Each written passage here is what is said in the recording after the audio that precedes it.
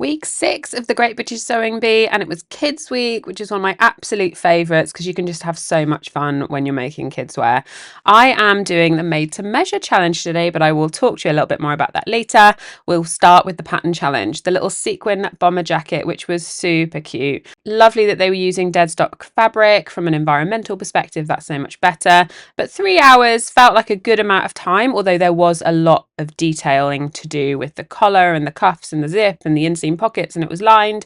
The only thing I would say is that hand sewing at the hem, it was never going to be neat when they're at that point at the end of a time scale. It was just, I wasn't expecting anyone's hand stitching to be particularly good at that point. They all struggle with the lining at the cuffs though, which always makes me curious as to what level of instruction they've been given for that piece of information. But this sew would have been super stressful with the number of needles that they would have been blowing through. Sewing on sequins is not for the faint-hearted, and that alone is the reason I'm not doing this challenge today, because that jacket did look really cute. I was tempted. So the transformation challenge. Oh, I loved this. This was my favourite transformation challenge so far. But then it always is when there's a fancy dress element, because you can have so much more fun. The toweling was heavy though. So when it came to making structure with things like Georgie's butterfly costume, it was just not going to work. It wasn't going to give the effect I think she was trying to.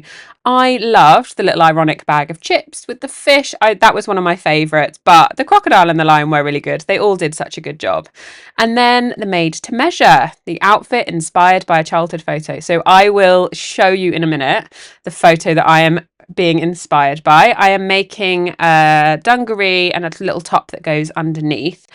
Now, I couldn't quite figure out the time limit on this one because I found it odd that they'd been able to cut out before, because that makes fitting and making changes to that really challenging. I liked everybody's concepts this week, but unfortunately the execution wasn't there on this challenge. There were sewing flaws all over the shop. Nothing was perfect for anybody.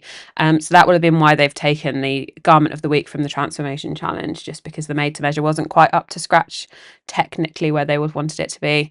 Controversial comment. I don't know how Susie keeps scraping through. She has had some awful weeks, but it is what it is. And here is my inspiration photo. Yes, my mother did that to us. And here is my 4-year-old rocking this outfit. I was quite pleased with it. I wish I'd done the hearts smaller. The way they go right down into the crotch is not my favourite, but it is really wearable and the top's really cute, to be fair. I'm quite pleased.